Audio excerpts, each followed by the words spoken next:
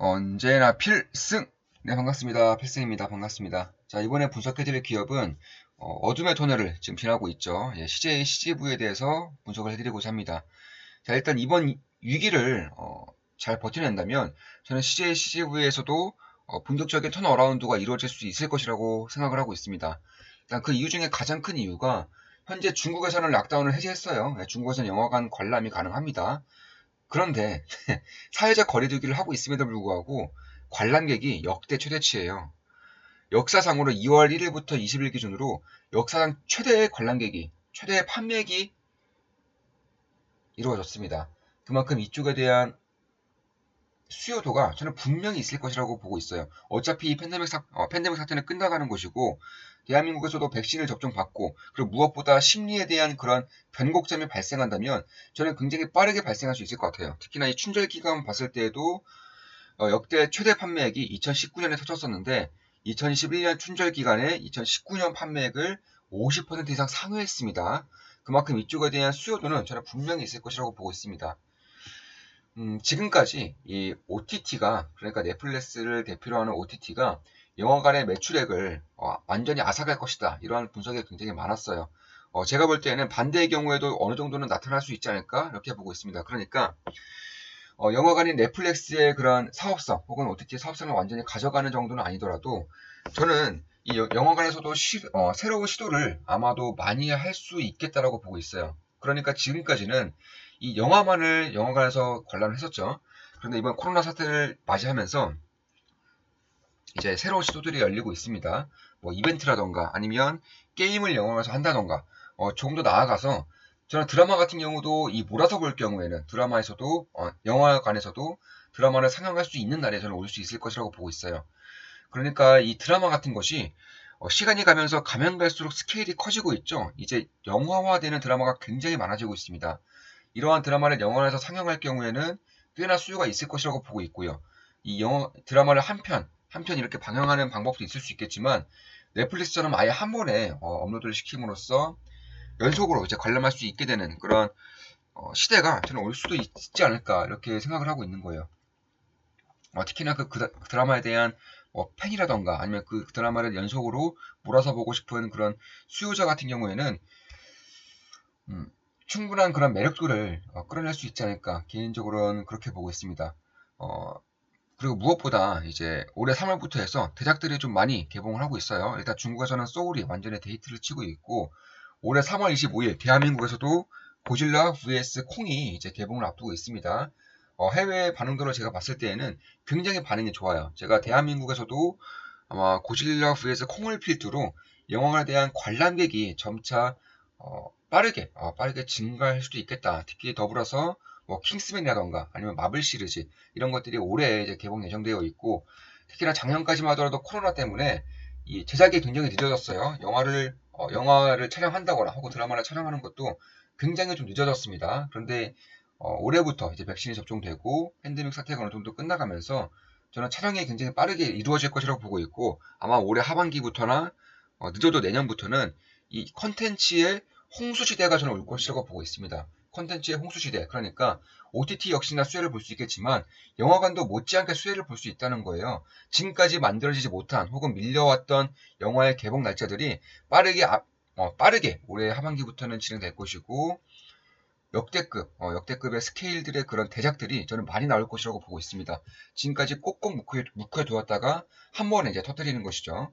이런 것들이 가능해질 것이라고 보고 있어요. 물론, 네, 다들 아시겠지만, CJCV의 그런 재무 상태라던가 이런 것은 굉장히 안 좋아요. 제가 잠시 후에 말씀드리겠지만, 이 터키 사건이라던가 이런 것들도 굉장히 안 좋은 것은 사실입니다. 그래서 그런 것을 봤을 때에는 리스크가 있는 것은 맞아요. 그런데 만약에 이번에 CJCV가 망하지 않는다면, 그러니까 완전한 자본 잠식 사태에 빠지지 않는다면은, 저는 결국 이 CJCV 역시나 꽤나 좀 매력적인 구간에 지금 진입해 있는 것이 아닐까, 개인적으로는 그렇게 보고 있습니다. 특히 무엇보다 이런 현금 창출 능력이 중요한 것이고, 그리고 지금 막대하게 쌓여있는 이런 부채를 어떻게 갚을 것인가가 중요한 것인데, 제가 봤을 때는 타겟책이 조금씩 좀 나오고 있는 것 같아요. 자, 일단 가장 중요한 것이 이 터키 자산 그런 투자 금액인데 올해 4월까지 약 2천억 원 정도를 갚아야 됩니다. 원래는 4천억이었는데 2천억은 현재 자본 조달에 성공했기 때문에 순조롭게 이제 갚아나가고 있고요. 나머지 2천억 원을 갚아야 되는 것인데 제가 봤을 때는 물론 이게 리스크로 작용할 수 있어요. 그래서 분명히 좀 봐야 된다고 보고 있습니다. 그런데 일단 뭐 사모 투자사라던가 이쪽에 대한 자본 인수가 꽤나 잘 진행되고 있고 특히 CJCV가 한국에서만 하는 게 아니죠. 현재 베트남에서도 1등 사업자이고 뭐 중국이라던가 이런 나라들의 뭐 아니면 터키, 베트남, 인도네시아 이쪽에서의 사업을 굉장히 활발하게 이루어졌기 때문에 어, 이쪽에 대한 기업을 원래 상장시키고자 했었어요. 그러니까 뭐 베트남 법이라던가 CJCV의 터키 법이라던가 이런 거 상장시키고자 했었는데 이게 지금 뭉개졌습니다. 그럼으로써 CJCV 쪽에서 이쪽에 대한 지분을 매각하고자 하는 움직임을 보이고 있어요. 그러니까 이미 2천억 원 지금 순조롭게 갚아나가고 있는 것이고 나머지 2천억 정도의 자금도 이 터키 투자 실패로 인한 그런 부채입니다. 이런 자금들도 CJ 쪽에서의 유상 증자라던가 아니면 은행 대출을 못 받아요. 은행 대출은 지금 CJCV에 대한 신뢰도가 없습니다. 네. 그 신용도가 낮기 때문에 은행 대출을 못 받는 상황이고 이미 받을 대로 받기도 했고요. 그러니까 가장 중요한 것이 지분을 성공적으로 매각시키느냐 혹은 시키지 못하느냐가 가장 중요한 것 같고 그리고 두 번째로 결국에는 이 CJ라는 큰 배 안에 CJCV가 있는 것이기 때문에 이런 유상증자를 하게 될 수도 있을 것이다라고 저는 개인적으로 보고 있습니다. 그 최악의 상황에서는 주주들을 대상으로 이제 유상증자를 하는 것인데 그때는 다시금 CJCV에 대한 분석을 해보겠지만 지금의 상황에서는 저는 꽤나 매력적인 구간으로 이제 오고 있다고 보고 있고 특히 올해 3월 25일에 콩 vs 고질라가 있는 것이고 영화가 개봉될 것이고 해외 반응은 굉장히 좋아요. 그리고 이제는 이제 2월 24일이죠. 그러니까 한 달 앞으로 다가왔기 때문에 점차 이쪽에 대한 홍보가 본격적으로 이루어질 것입니다. 그쪽을 봤을 때에도 꽤나 좀 매력적인 그런 구간대라고는 좀 보고 있고 결국 모회사의 3자 유중을 하느냐 아니면 주주 배정을 하느냐가 이제 관건이 되는 것 같은데 주주 배정을 한다면 주가가 꽤나 이제 변동성을 보일 수 있겠지만 저는 저 같은 경우에는 오히려 이럴 때 좀 기회로 삼을 수도 있지 않을까? 개인적으로는 그렇게 보고 있습니다. 저는 이 영화관이 앞으로 드라마 상영이라던가 아니면 현재 e스포츠 시장이 굉장히 커지고 있죠. 대회 규모가 자체가 커지고 있고 e스포츠 관람이라던가 e스포츠 스트리밍 이런 서비스 자체가 굉장히 커지고 있어요. 그렇기 때문에 이런 오프라인에 대한 그런 밀집도가 어느 정도 해결되지 못한다면 결국 이 대회를 좀 더 생동감 있게 훨씬 더 큰 화면으로 더 사운드가 웅장한 사운드로 보고 싶은 분들이 있을 거예요. 저 역시나 한 10년 전 그때는 게임을 굉장히 좋아했던 입장으로서 충분히 이해가 가고 충분한 그런 만약에 대회를 영화관에서 상영한다거나 그러니까 실시간이겠죠 당연히 이런 시대가 온다면 저는 수요가 있을 것이라고 보고 있습니다. 맥주 한 캔 들고 대회를 관람하는 거예요.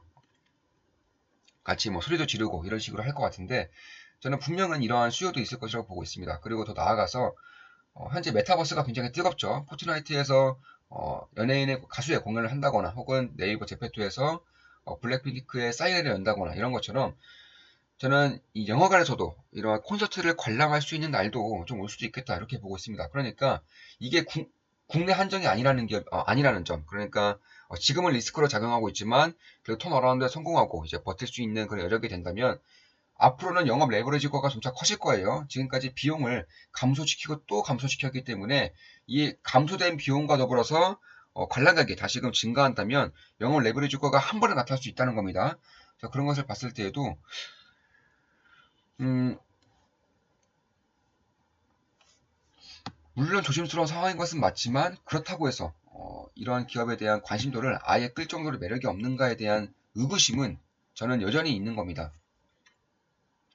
그렇기 때문에 이렇게 분석을 좀 해드리는 거고요. 물론 제 모든 영상은 매도, 추천 리딩 절대 아닌 거 다들 알고 계시죠? 따라서 이러한 부분을 봤을 때 분명히 리스크가 있는 것은 맞지만 CJCV가 이러한 위기를 점차 슬기롭게 극복해 나간다면 굉장히 좋은 기회가 좀 있을 수도 있지 않을까? 개인적으로는 그렇게 보고 있는 겁니다. 특히 CJCV 외에는 이제 거의 대부분의 영화관들이 국내에서는 다 죽고 있죠. 완전히 죽어나가고 있습니다. 영화관 폐쇄도 굉장히 많이 이루어지고 있고 경쟁사가 이토록 시장에서 퇴출되고 있기 때문에 살아남은 자들의 파티가 저는 조만간 올해 하반기부터는 진행될 것이라고 보고 있는 겁니다. 자, 그럼 이것으로 이제 방송 마치겠습니다. 지금까지 CACV 영화관 산업에 대한 분석을 좀 해드렸습니다. 앞으로도 좋은 모습, 좋은 기업 분석으로 찾아뵙겠습니다. 필승이었습니다. 필승!